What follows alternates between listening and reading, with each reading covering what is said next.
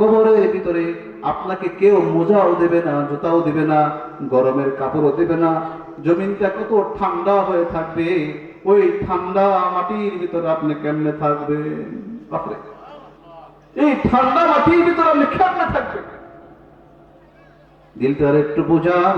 ওই কবরটা যদি আরামে থাকতে চান, তাহলে এই দুনিয়াতে একটু কষ্ট ভোগ করেন, শীতকে অপেক্ষা করে মালিকের হুকুম পুরা করার জন্য লাভবাহিক হয়ে যান।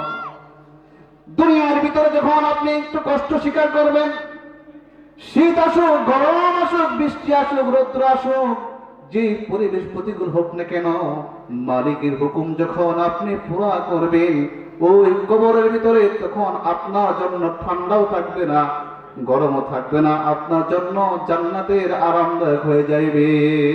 সুবহানাল্লাহ।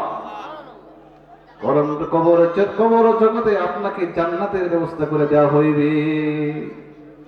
আরামে থাকবেন, আপনি আরামে ঘুমাই থাকবেন। এই জন্য মোহতারাম হাজরিন, এই শীত আল্লাহ তাআলার পক্ষ থেকে আসে, গরম আল্লাহ তাআলার পক্ষ থেকে আসে, ভালো মন্দ সবকিছু কার পক্ষ থেকে হয়? মুমিন তো এই কথা স্বীকার করে, খায়রিহি ওয়া শাররিহি মিনাল্লাহি তাআলা। আমার ভালো আমার মন্দ যে পরিস্থিতি হোক না কেন, সবগুলা কার পক্ষ থেকে হয়? এই কথা বিশ্বাস করতে হবে। ভালো মন্দ দেওয়ার মালিক হচ্ছেন আমার আল্লাহ।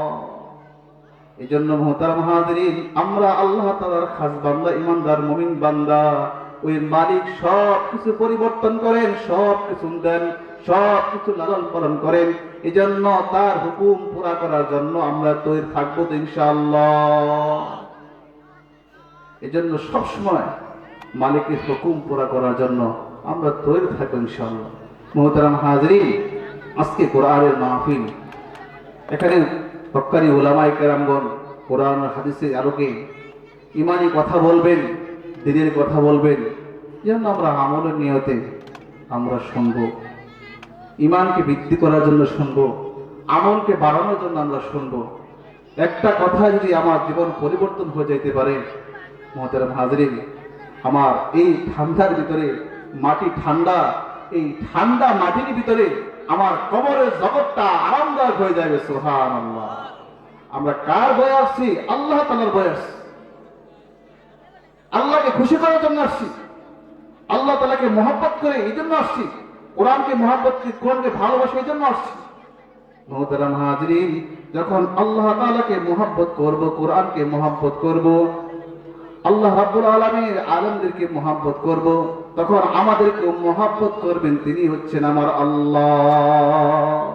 এই জন্য মুহতারাম হাজরিন, এখানে দক্ষ যোগ্য উলামায়ে কেরাম উপস্থিত হয়ে গেছেন, তারা অনেক সুন্দর কথা বলবেন। আমরা সকলেই আমলের নিয়তে মনোযোগ সহকারে আমরা শুনবো। আল্লাহ তাআলা আমাদের সকলকেই ঈমানের পথে, আমলের পথে মজবুত থাকতে পারি, সেই তৌফিক দান করুন। আমিন। আসসালামু আলাইকুম ওয়া রাহমাতুল্লাহি ওয়া বারাকাতুহু।